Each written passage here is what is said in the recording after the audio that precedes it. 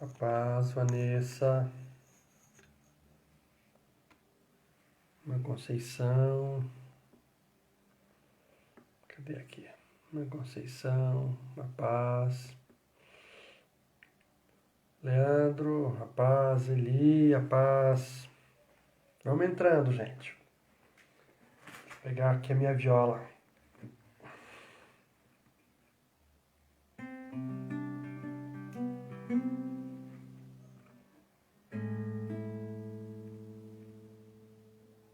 Maurício, a paz. Rose, a paz. Val. Tio Eli, tudo bem aí, tio Eli? Tudo certo? Sandra.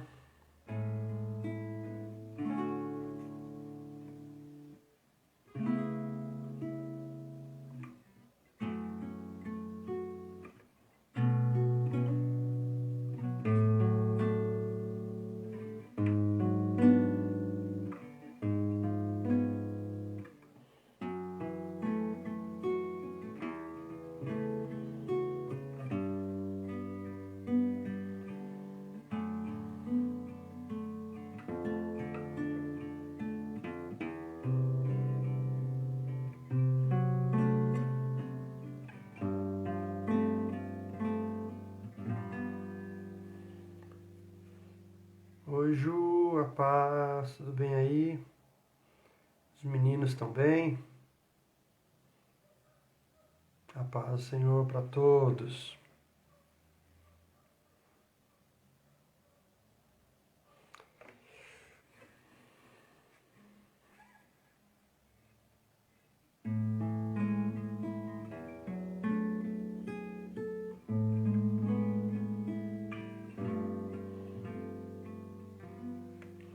Paulinha, paz.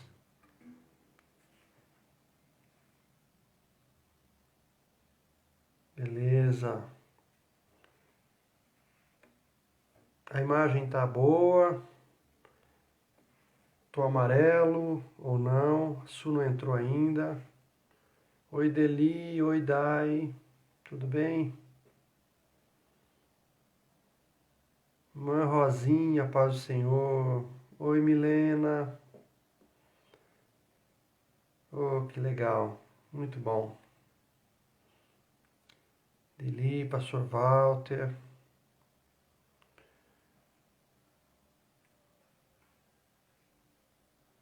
Muito bom.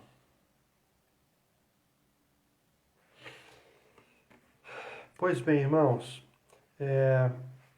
nós vamos iniciar e nessa noite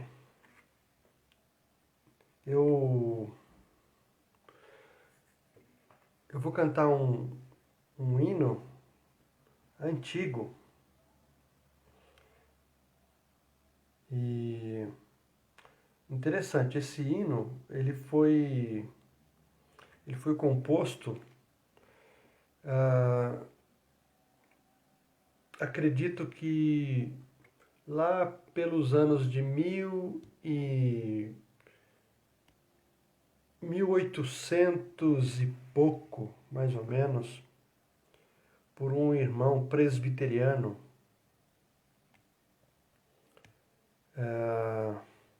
chamado Elisha Albright Hoffman.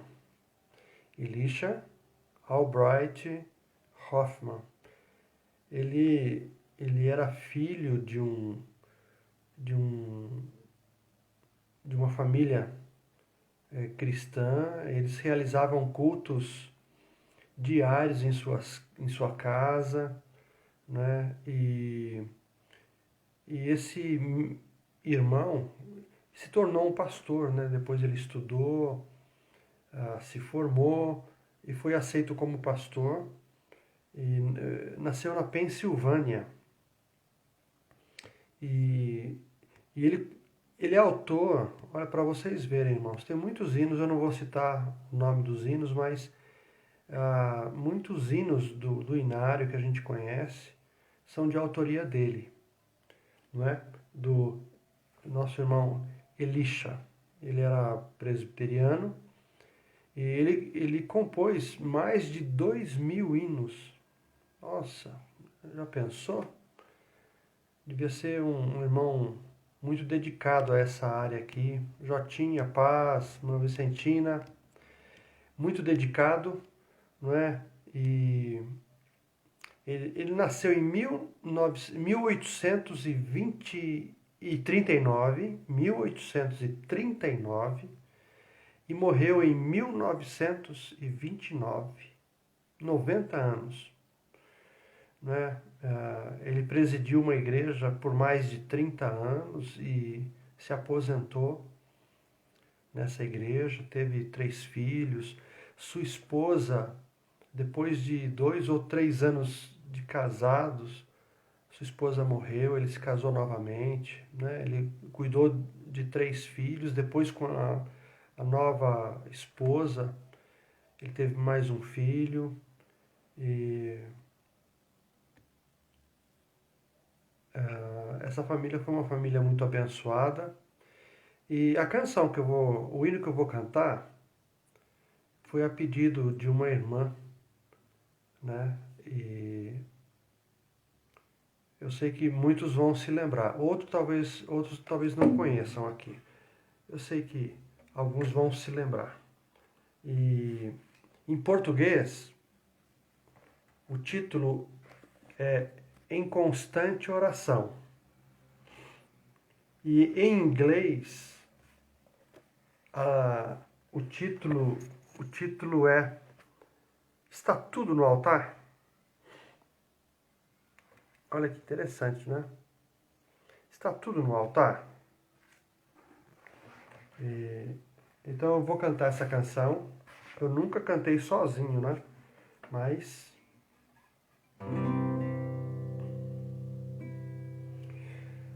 quem quiser cantar junto, os mais velhos aí vão se lembrar. E é uma canção muito bonita.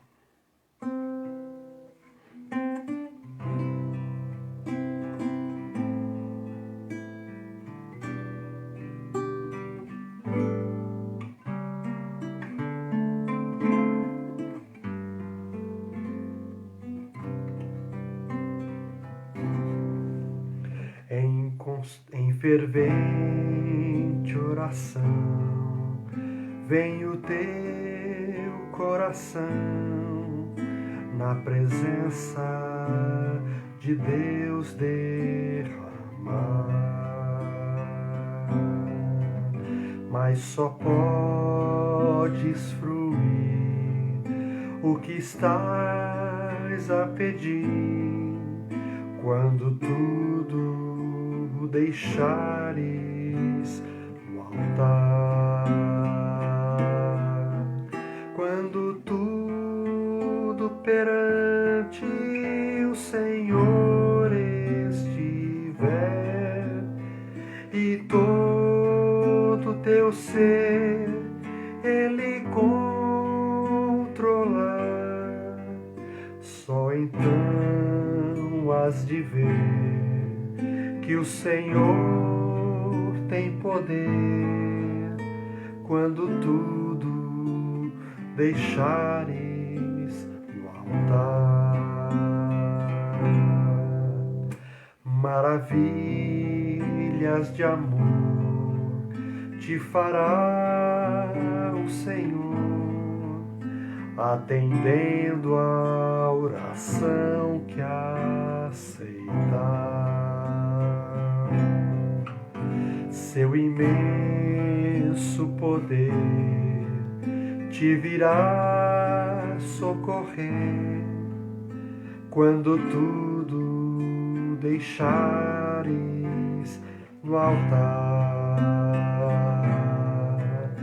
quando tudo perante o Senhor estiver e todo teu ser Ele controlar,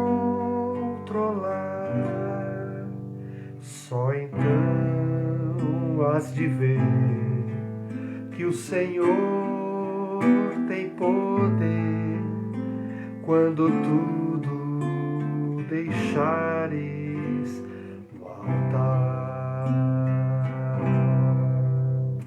Se orares, porém, sem o teu coração, ter a paz que o Senhor pode dar. Foi por Deus não sentir que tua alma se abriu. Deixe tudo, tudo deixe do altar. Quando tudo perante o Senhor estiver e todo teu ser Ele controlar, só então has de ver que o Senhor tem poder quando tudo deixares no altar. Quando tudo perante o Senhor estiver e todo teu ser Ele controlar, só então has de ver que o Senhor tem poder quando tudo deixares no altar.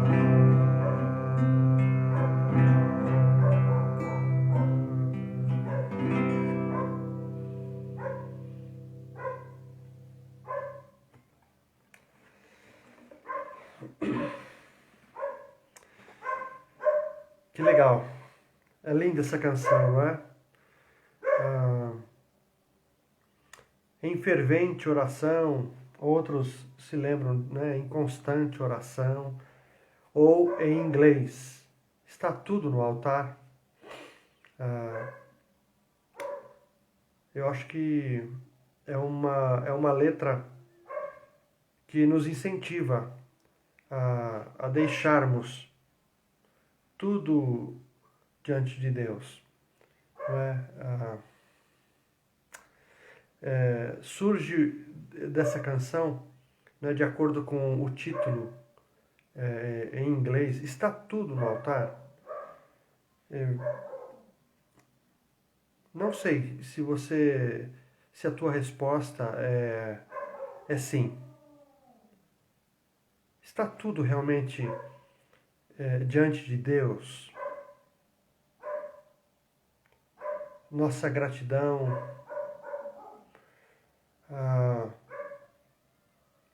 nossas intenções, nossas queixas, nossas confissões, nossas tristezas. Será que tudo realmente está no altar de Deus? Não que Deus não nos conheça, mas será que Deus tem ouvido as nossas orações? Não é? Eu acho que quando somos incentivados pela palavra de Deus a orarmos, a colocarmos diante de Deus nossas petições, não é? Eu acho que é mais nesse sentido de tornar diante de Deus o nosso coração aberto, assim, sem reservas. Acho que essa palavra, não é? Muitos acredito que têm um certo medo, como se Deus não sondasse e não soubesse, não é, o que se passa no nosso coração. Eu acho que é um desafio desabafar diante de Deus. E eu estou falando assim, estou me lembrando de, de queixas, de revoltas, de lamentos do profeta Jeremias.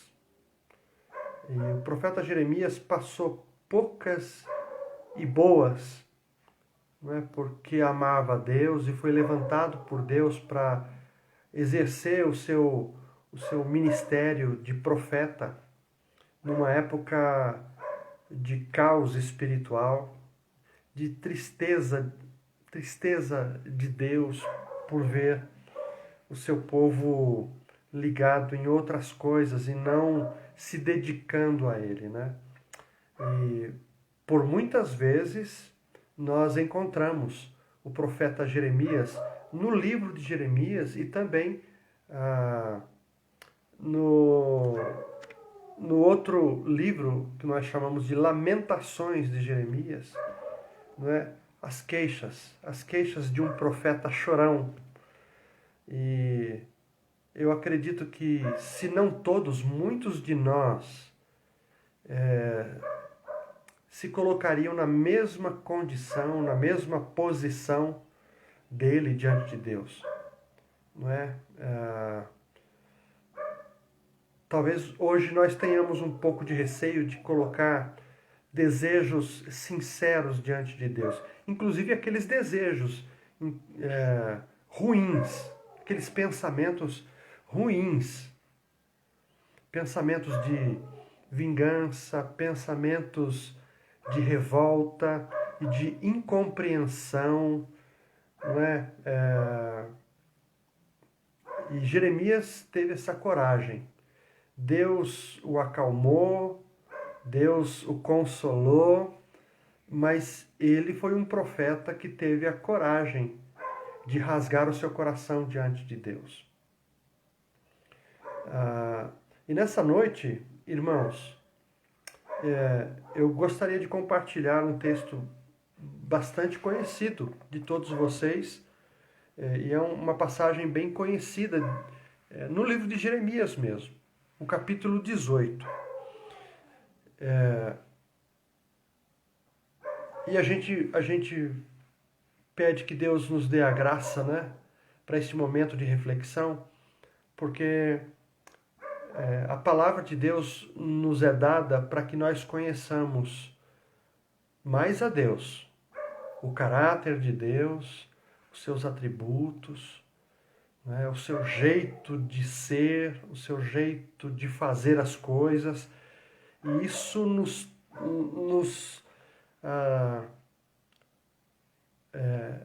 deveria nos trazer alento, nos trazer apetite, não é? Sede de, de, assim, de um aprendizado com Deus. Então, nas Escrituras, nas linhas e nas entrelinhas, nós podemos conhecer esse jeito de Deus de lidar com toda a sua criação.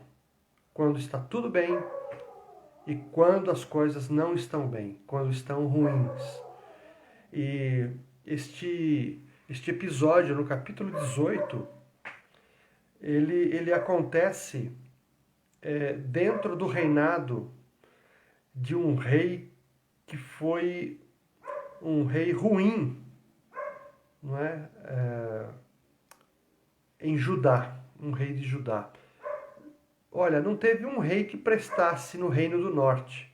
E no Reino do Sul, alguns pisaram na bola. Entre eles, esse que eu vou citar hoje aqui, que é o rei Manassés, filho do rei Ezequias. Não é? Esse episódio ele é narrado no segundo livro de Crônicas. Um momentinho aqui, irmãos, que tá descendo o negócio aqui. Peraí, deixa eu ajeitar aqui. Peraí.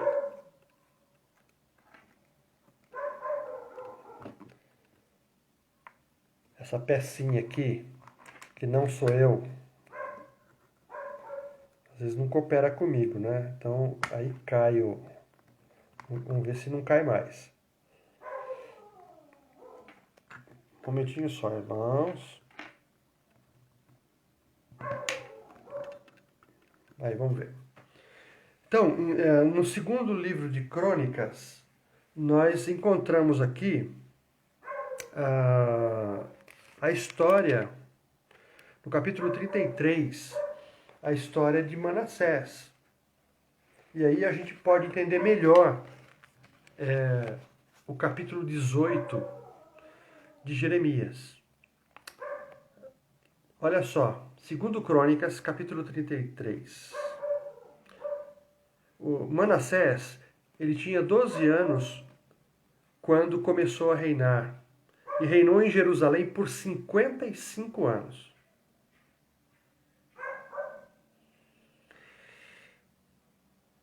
A paz, Fernando. Tudo bem com você? Deixa eu ver aqui, quem mais? Aqui. Sueli, Aldenir, José Luiz, Marilene. Muito bem. Todos aí assistindo, né? Deus abençoe a vocês, que a paz do Senhor seja com todos vocês. Dedé e o Valdeban. Não, Valdeban, não é a pecinha, é a pecinha que gruda lá, que está sustentando o celular. Tá certo? Então, irmãos, é interessante isso. Manassés começou a reinar em Jerusalém com 12 anos. 12 anos é um negócio estranho, né? Mas no sistema como acontecia, não é? Os reis, se os pais morressem, os filhos assumiam, não é? E, isso aconteceu. Manassés começou a reinar com 12 anos. Você pode imaginar uma criança reinando? É claro que tinha os ministros, né, os assessores, mas esse menino, assim, não tinha nem bigode ainda, né? E já começou a exercer um serviço muito, muito delicado. Então ele reinou durante 55 anos, não é?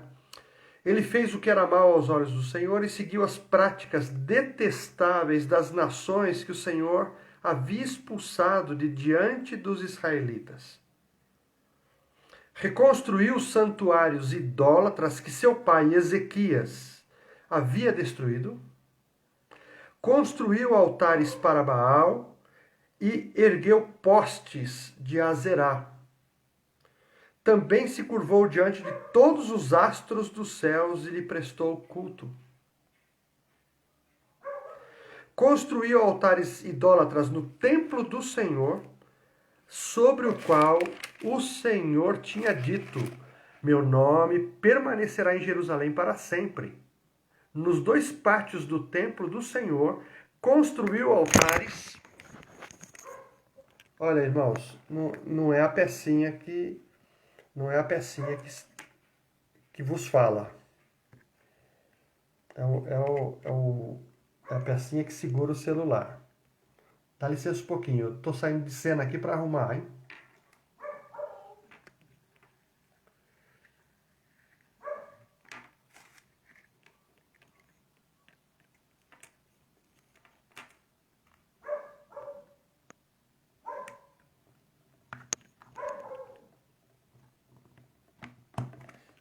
Vamos ver se fica de novo.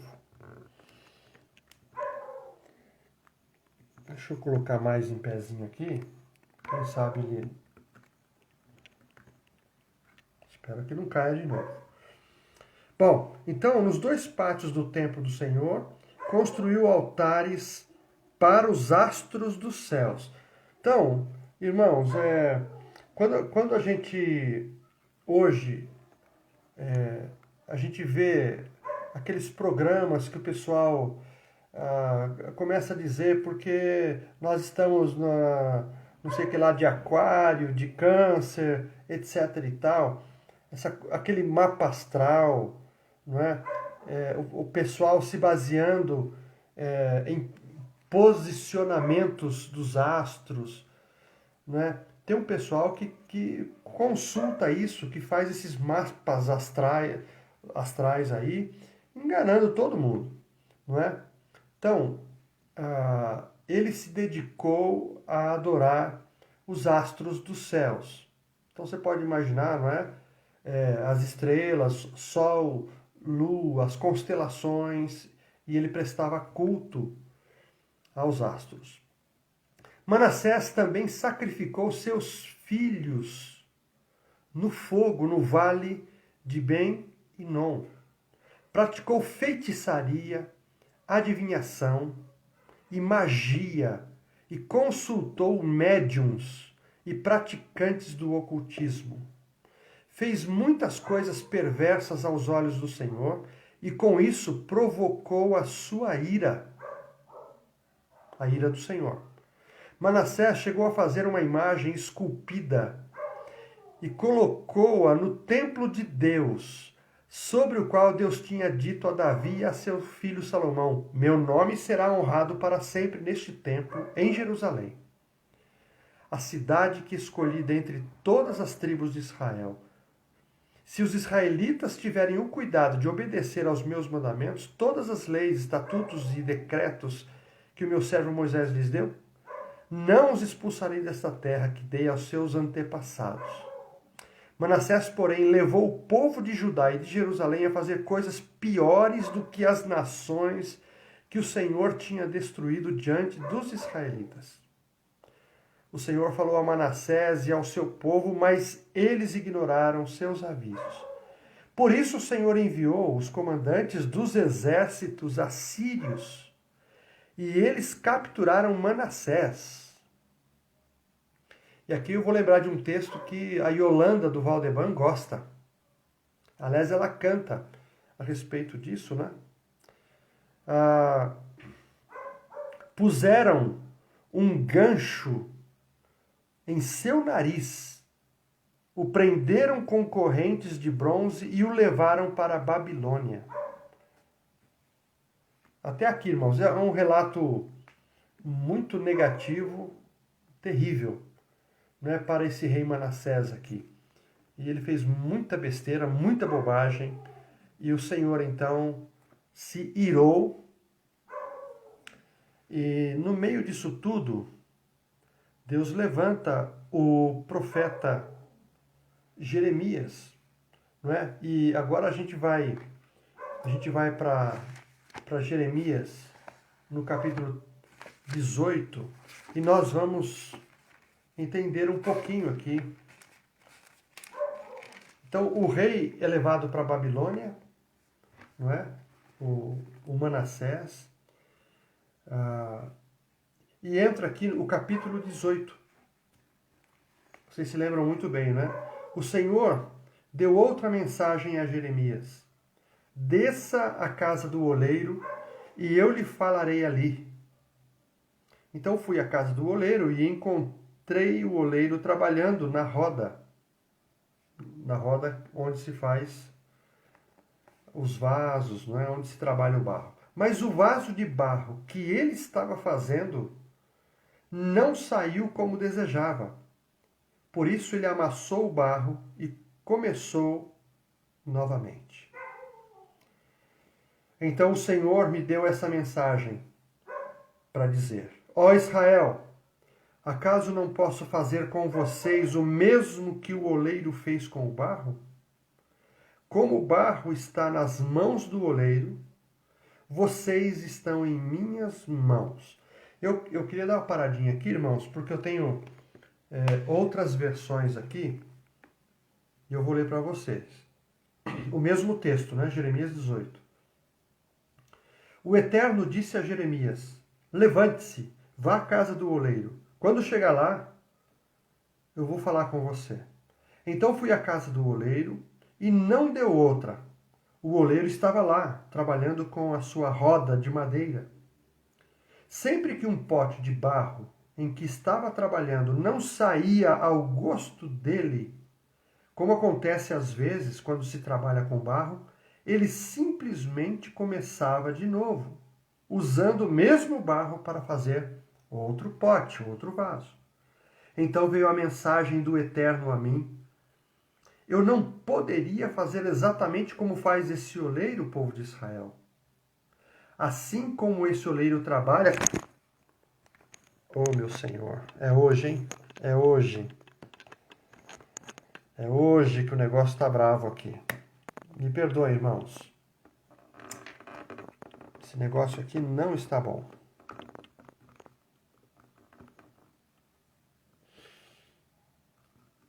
E eu acho que vai cair de novo.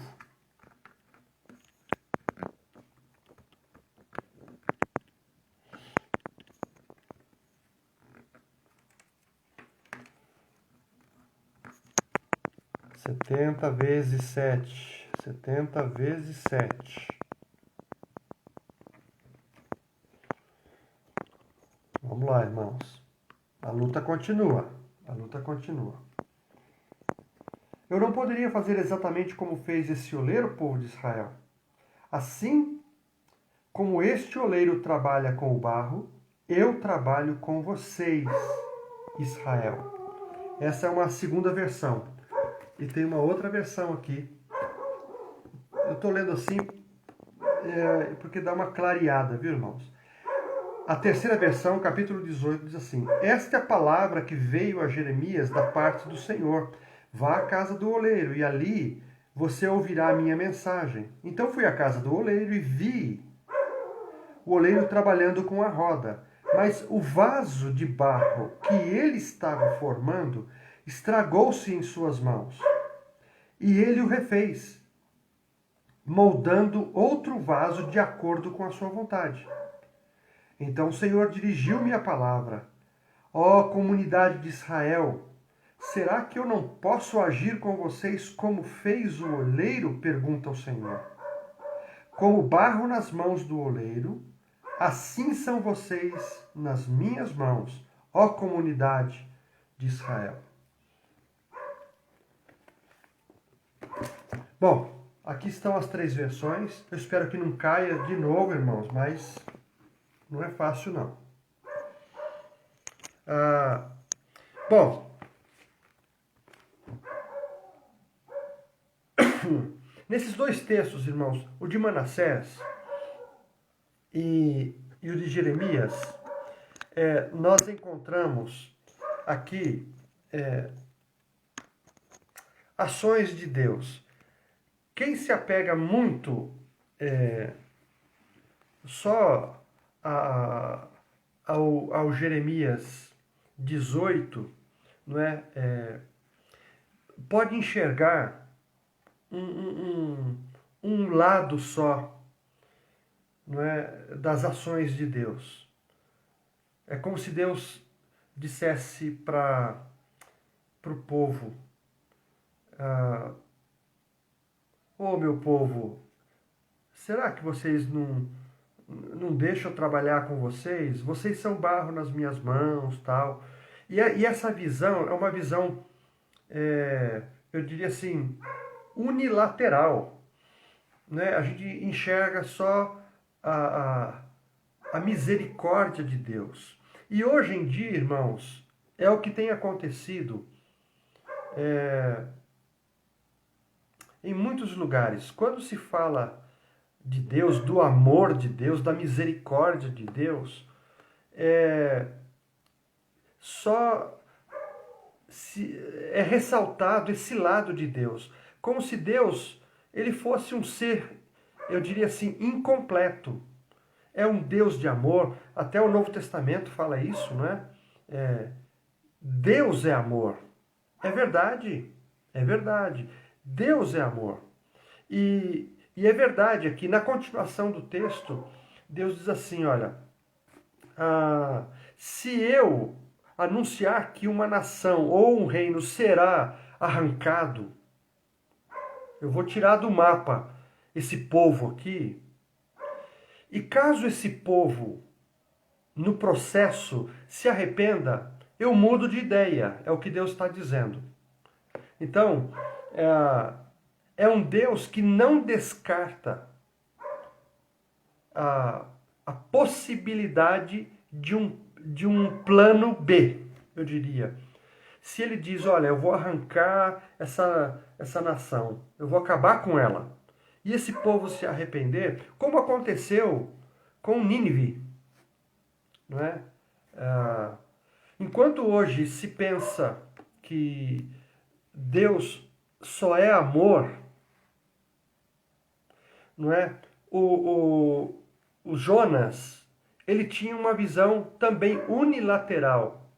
Ele achava que Deus, ele era um Deus de justiça. E quando Deus fala para ele, vai até Nínive e prega contra ela, e se ela não se arrepender, eu vou limpá-la do mapa. E para surpresa de Jonas, não para surpresa de Deus, mas para surpresa de Jonas, Nínive se arrependeu, não é? E o rei ali então diz, gente, vamos entrar em jejum, porque Deus está falando que vai acabar com a gente. Quem sabe ele muda de plano, e aconteceu isso.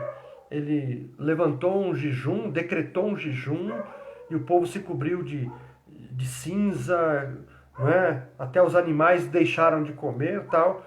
E esta atitude dos ninivitas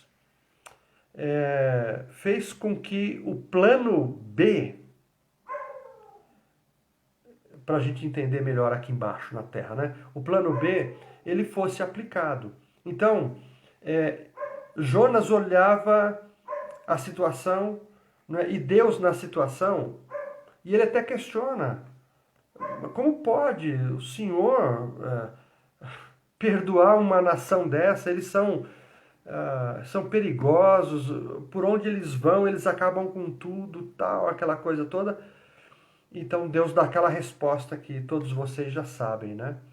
É um povo que não enxerga um palmo além dos seus olhos, e eu não teria misericórdia de um povo que se arrependeu, né? Então, muitos têm uma visão unilateral, não é, de Deus. Deus também, muitos olham para Deus como um Deus da conveniência. Se eu acho que Deus deve perdoar, então Deus perdoa. Se eu acho que Deus... Essa é uma visão pessoal. Aqui, Deus está falando com o povo pelo profeta Jeremias, dizendo isso, né? Se essa cidade que eu disse que eu vou apagar se arrepender, eu aplico, né, o plano B. E eu perdoo.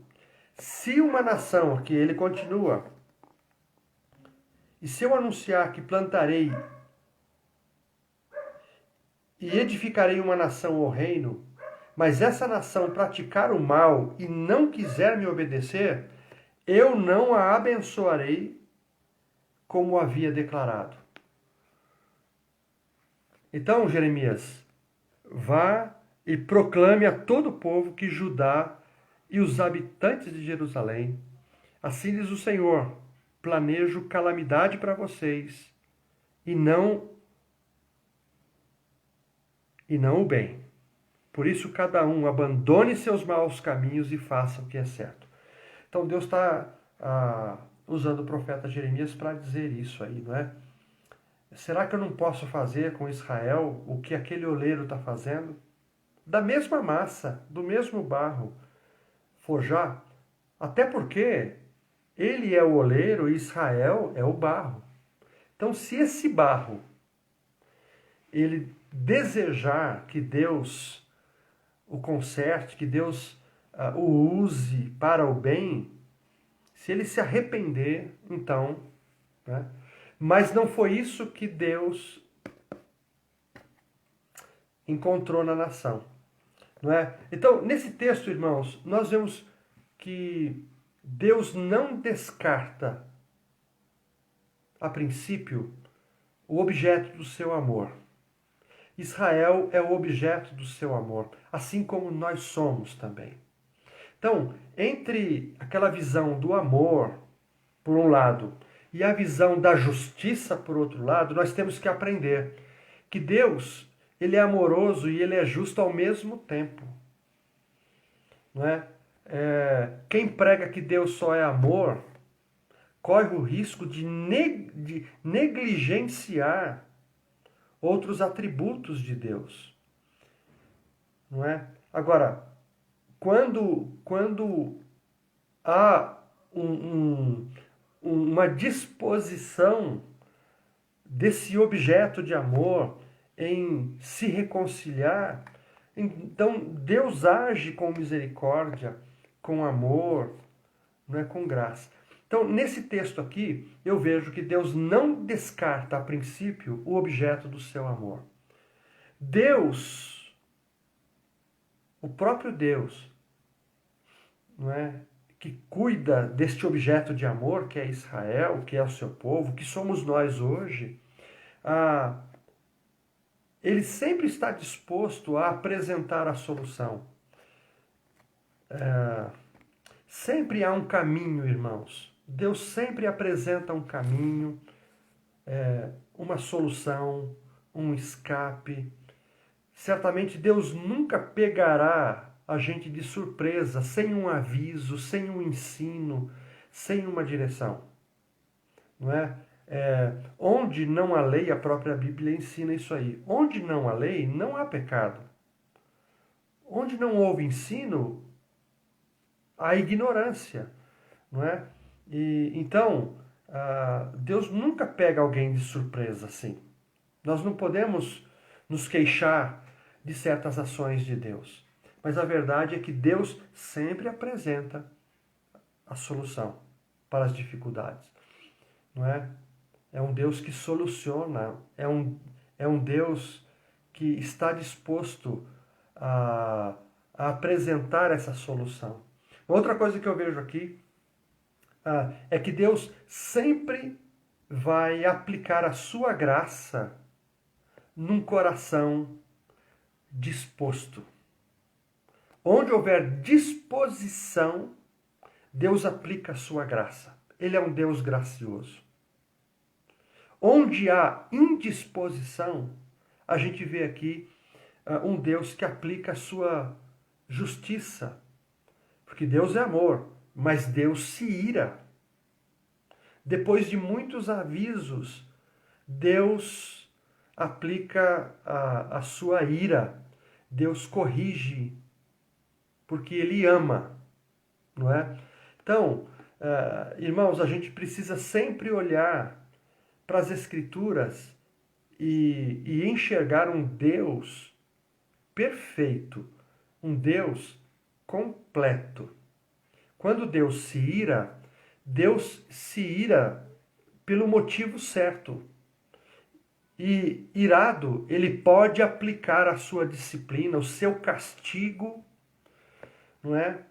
E se houver disposição no filho rebelde em se arrepender, ele poderá aplicar a sua graça. Agora, tanto a ira de Deus, quanto a justiça, quanto o amor, são sempre didáticos. Eu vejo sempre uma didática de Deus aqui, tentando revelar quem Ele é, como Ele age, e, assim, sempre demonstrando a sua perfeição. É muito perigoso a gente dizer o seguinte: o Deus do Velho Testamento é um Deus vingativo, é um Deus que se ira, é um Deus carrasco. Bom, alguns podem pensar assim, mas não conhecem a Deus. Ainda precisam se aprofundar um pouquinho mais no ensino das Escrituras, porque Deus não muda. Nele não há sombra de variação. Não há aquela coisa. Deus não se deixa enganar. Deus não é temperamental. Não é? Tudo é perfeito em Deus. Então, qualquer visão pequena, precipitada, é sempre da nossa parte, equivocada. É por causa da nossa ignorância. Porque Deus é perfeito. Não é? Então, todos os castigos aqui, promovidos por Deus no Velho Testamento, sempre tiveram uma razão de ser. Sempre houve uma motivação. Sempre houve conselho, sempre houve rejeição a esse conselho. Então Deus, ele aplica a sua graça quando convém, e quando não convém, ele aplica a disciplina, porque Deus é justo, não é? E mediante a sua justiça, quando nós nos rebelamos, então didaticamente ele nos corrige. Então, repetindo aqui, Deus não descarta o objeto do seu amor. Deus sempre apresenta uma solução. Deus aplica a sua graça quando há disposição. Quando há a indisposição, Deus aplica a sua justiça, o seu castigo. E interessante é que Deus sempre adverte com paciência. Irmãos, pense num atributo que a gente não tem muita noção. É a longanimidade de Deus. Não é? Aquela paciência elástica de Deus. No Novo Testamento, nós aprendemos isso com os apóstolos, que aprove a Deus enviar o seu Filho, Jesus Cristo, naquele determinado tempo, por causa da sua longanimidade, não é? E o apóstolo Pedro vai falar também sobre isso, se não me falha a memória, que sobre a volta de Jesus, é que muitos zombam, porque eles sempre pregaram a volta de Jesus e Jesus não voltou. E não voltou até os dias de hoje. E o texto nos ensina também que isso demonstra a longanimidade de Deus e o desejo de Deus de que todos venham ao conhecimento da verdade. E vindo ao conhecimento da verdade, que se arrependam e sejam salvos. Mas nós sabemos que nem todos serão salvos, embora Deus demonstre essa graça que é oferecida a todos. Mas nem todos aceitam essa graça, esse amor, este favor divino. Nem todos querem experimentar essa direção da parte de Deus. Nem todos amam a Deus, nem todos querem se envolver com Deus, não é? E por causa da sua rebeldia mesmo, por causa de sua natureza pecaminosa, eles não vão aceitar este amor oferecido, que nós chamamos de graça. Não é verdade? Então, nós vemos aqui, irmãos, o desejo de Deus em que Israel se converta e se arrependa. Nesse texto nós encontramos esses atributos de Deus, não é? Essa longanimidade, a justiça, a graça, a sua misericórdia, quando ele oferece o remédio, não é? E Deus não descarta o objeto do seu amor, porque ele é tardio em se irar, não é? E quando há arrependimento, ele está sempre pronto a perdoar. Com relação a Manassés, irmãos, é interessante. Eu comecei a história ali, mas ele foi levado para a Babilônia com um gancho no nariz. Vocês podem imaginar o incômodo disso, a vergonha, né, para Manassés, quando esse anzol, na verdade, um tipo de um anzol, né, foi colocado no seu nariz e ele foi levado como um animal para a Babilônia. Eu imagino que nesse trajeto o Manassés ele tenha pensado no seu pai, no Ezequias, porque Ezequias ele fez alguns bons serviços ali. O Ezequias é aquele que Deus falou para ele, né? Olha, põe em ordem a tua casa, porque você vai morrer. E ele, então, assustado, ele se volta para a parede na sua cama e ele chora. E ele pede que Deus acrescente os seus dias, e Deus acrescenta 15 anos. Então, ele fez coisas muito boas, mas também fez coisas que desagradaram a Deus. E o seu filho, então, indo para a Babilônia com esse anzol aí no nariz, deve ter se lembrado do que o seu pai fez, do serviço que ele fez, das coisas boas. Ele deve ter se lembrado dos erros que cometeu, oferecendo seus filhos a outros deuses, a Baal, né? E eles foram queimados, oferecidos dessa forma, queimados. E talvez até para outros deuses, para Moloque, que era um deus pagão, e onde as pessoas levavam seus filhos para serem oferecidos a ele. Não é? Então, ele levou Jerusalém a fazer coisas piores do que as outras nações pagãs faziam. Então o Senhor falou a Manassés. Agora eu vou continuar lendo e a gente encerra aqui, segundo Crônicas, o 33, versículo 10.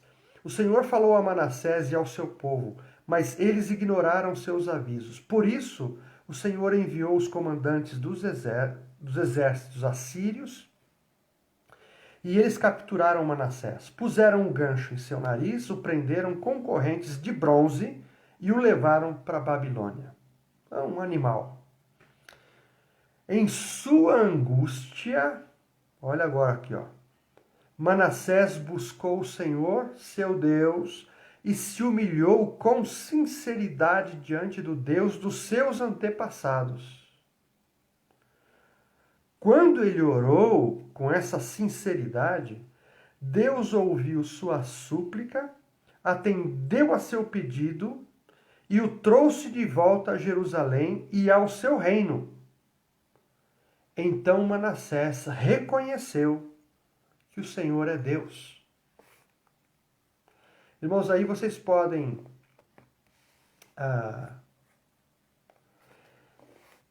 ler com mais atenção depois em casa. Eu vou dar uma leitura aqui, assim, de bate-pronto, mas olha só.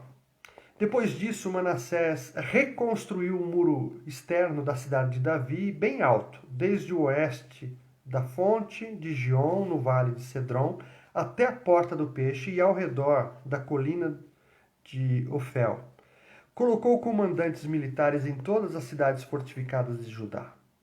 Manassés também removeu do templo do Senhor os deuses estrangeiros e o ídolo que havia colocado ali.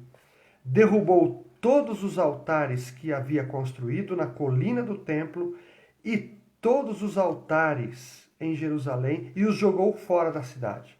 Depois restaurou o altar do Senhor e apresentou sobre ele sacrifícios de paz e ofertas de gratidão. Também incentivou o povo de Judá a adorar o Senhor, o Deus de Israel. O povo continuou a sacrificar naqueles lugares de adoração, mas somente ao Senhor, seu Deus. E os demais acontecimentos aí estão registrados aí no livro dos reis de Israel. E a gente pode conhecer melhor a história e o final da vida de Manassés. Então, irmãos, o que me chamou a atenção aqui foi esse conhecimento que nós podemos ter sobre o nosso Deus. Não vamos nos iludir achando que tudo passa batido diante dos olhos do Senhor, porque Ele é um Deus de amor. Olha, como um pai que ama seus filhos, sua família, o pai que ama, ele está ligado, e se ele sabe que os seus filhos estão fazendo coisas erradas, ele chega junto e ele faz o que tem de fazer. Ele corrige, disciplina, castiga, não é? E nesses tempos de castigo, irmãos, às vezes são os melhores tempos, não por causa do castigo, mas esse processo de disciplina didático de Deus nos ensina tantas coisas, não é? A correção do Senhor nos coloca no nosso devido lugar. E nós aprendemos que, como Manassés reconheceu aqui, que só o Senhor é Deus. Nós somos muito atrevidinhos de vez em quando e a gente acha que vai passar batido diante de Deus porque Deus é amor. Irmãos, não passará. Se as nossas palavras elas são percebidas por Deus e nós daremos conta das nossas palavras, então as nossas ações elas não passam batido diante de Deus. Deus é amor, mas ele castiga o objeto do seu amor, que somos nós, a sua igreja, o seu povo. Fechando aqui, irmãos, nós precisamos ir para o Senhor, porque ele sempre tem a solução. Às vezes há um período de silêncio, não é? Às vezes nós não sabemos o que fazer, para onde ir, e esse silêncio é importante também, não só a correção, o castigo são importantes, mas o silêncio nos faz pensar melhor a respeito do temor a Deus, para onde nós desejamos ir, se as nossas intenções estão sendo abalizadas, né, pela vontade do Senhor, se o nosso coração está no seu devido lugar. O silêncio enche o nosso coração deveria encher o nosso coração de temor.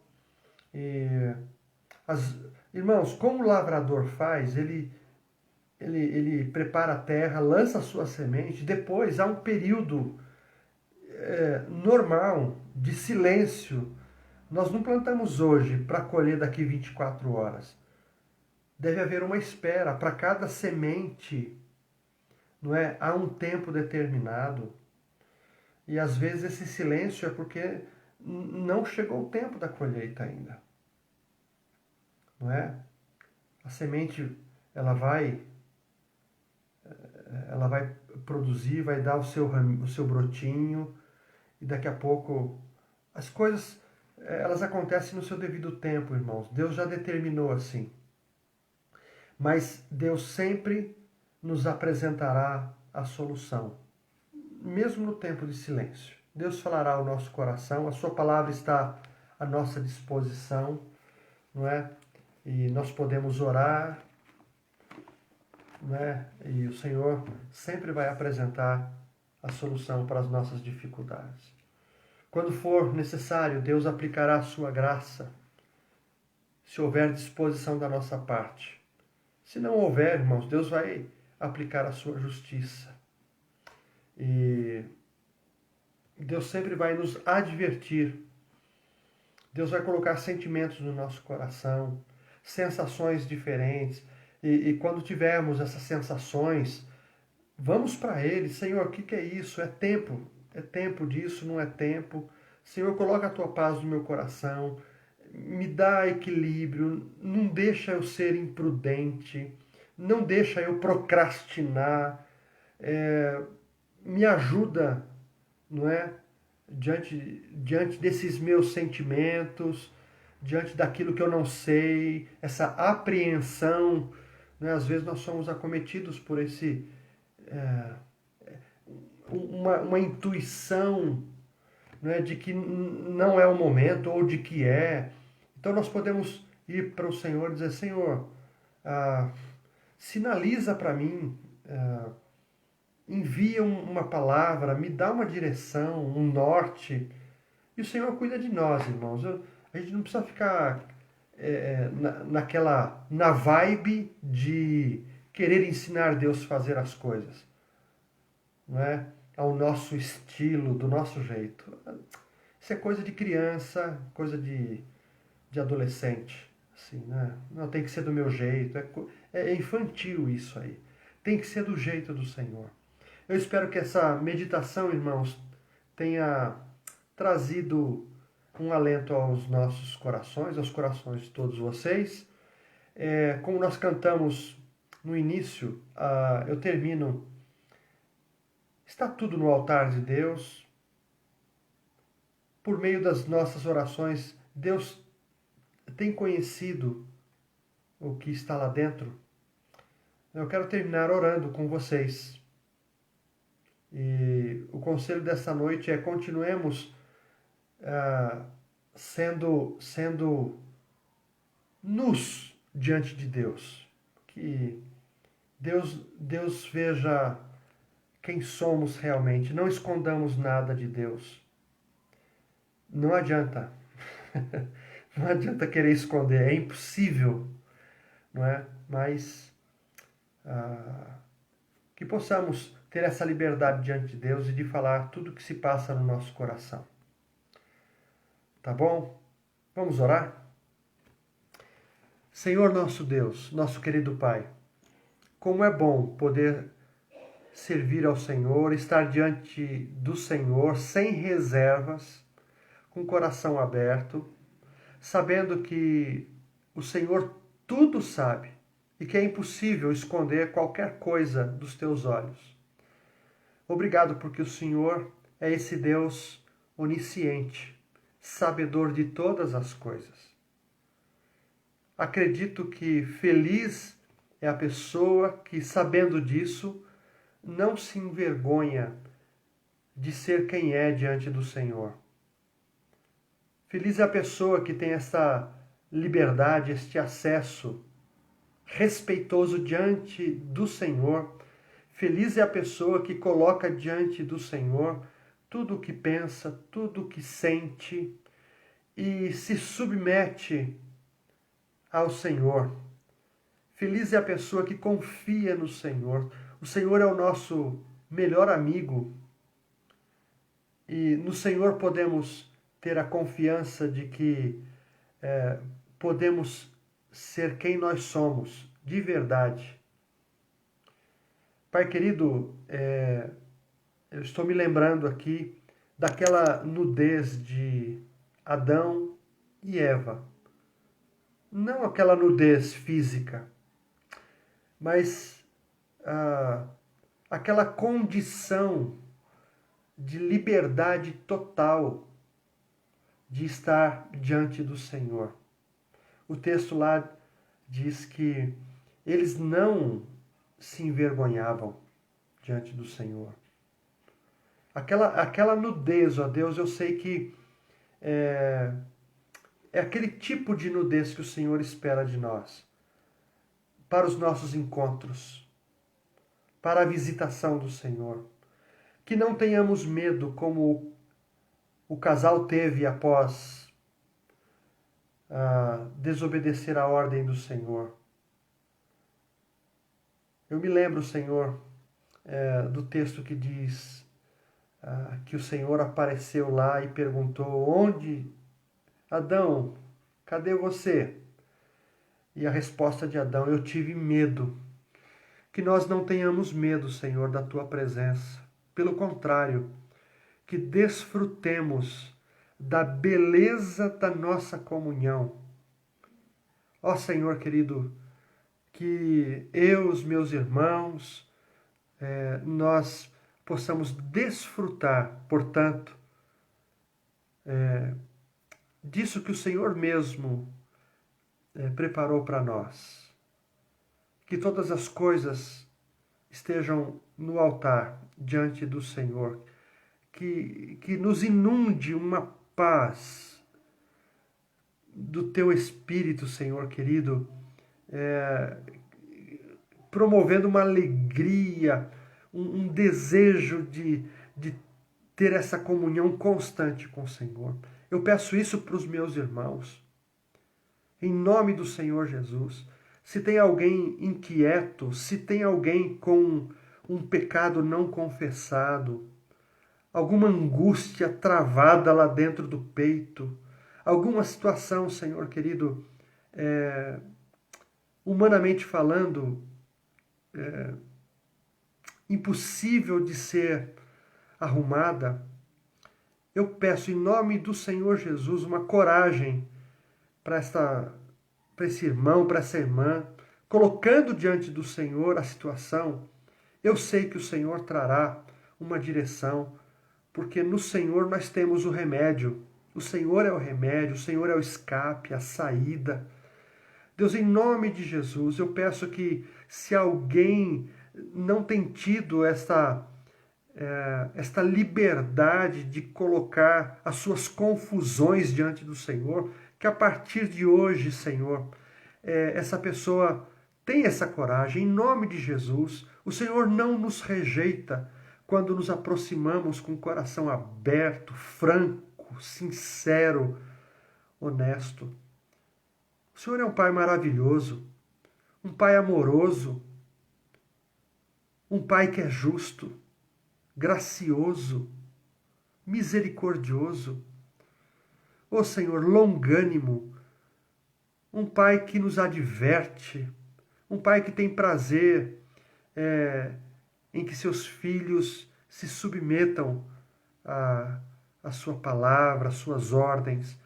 Então, Senhor querido, que o nosso coração esteja e seja um coração descansado no Senhor. Assim como uma criança que dorme, que descansa após mamar no peito de sua mãe. Que nós possamos ser assim, Senhor querido. Depois desses momentos de comunhão com o Senhor, em oração, na palavra, que o nosso coração esteja descansado nos teus braços. Que a tua bênção esteja sobre a vida de cada irmão, sobre cada lar, cada família, em nome do Senhor Jesus. Esta é a minha oração. Fica conosco, Senhor, possamos ter uma boa noite de sono. Em nome de Jesus, nós oramos e agradecemos. Amém. Amém. Ok, meus irmãos, estamos encerrando. Que Deus abençoe a cada um de vocês. E obrigado por estarem com a gente aqui. Viu? Eu vou saindo. Aqui, Deus abençoe, J. Deli. Deus abençoe, Ju, Sueli, Wagner. Deus abençoe. Quanto tempo a gente não se vê, né, Wagner? Deus abençoe. Rosinha. Simvaldão, Deus abençoe. Simone. Debinha. Fica com Deus aí. Um cheiro no pessoal aí. Shirley. Valtinho, Deus abençoe vocês. Eli. Lidiane, Deus abençoe. Um abraço aí. Vando. Deus abençoe, Vando. E quem mais aqui? Paulinha. E todos. Nascimento, Nenê, Deus abençoe. É isso aí, irmãos. Eliana e Ivan. Marcos Oliveira aqui, ó. Deus abençoe, Marcos. Valeu. Armando, Deus abençoe. Obrigado pelas mensagens, Armando. Irmã Maria das Graças, irmão Vicente. Irmão Vicente fez 75 anos ontem. Né? Deus abençoe. Parabéns, irmão Vicente. Vou ver se mais aqui. Natália Cavalcante, Deus abençoe. Maria Clotilde. Ô Tite. Legal. Kleber, Kelly, Deus abençoe vocês. Ô Rosano, Deus abençoe. Qualquer hora eu quero chamar você para uma live aqui, hein, Rosano? Se prepara aí. Márcia, Deus abençoe. Robinho, parabéns, viu? Que Deus abençoe você. Fez mais um ano aí. Poxa vida, hein? 4-0. Lembrei aqui. Cris, Deus abençoe. Olha, irmãos, como os corintianos eles são, viu? Aldenir, Deus abençoe. Os corintianos, quando perdem, como perderam pro Verdão, eles ficam quietos, calados, ninguém fala nada, ninguém cumprimenta, ninguém aparece. Ei, Maurício, seu time, né?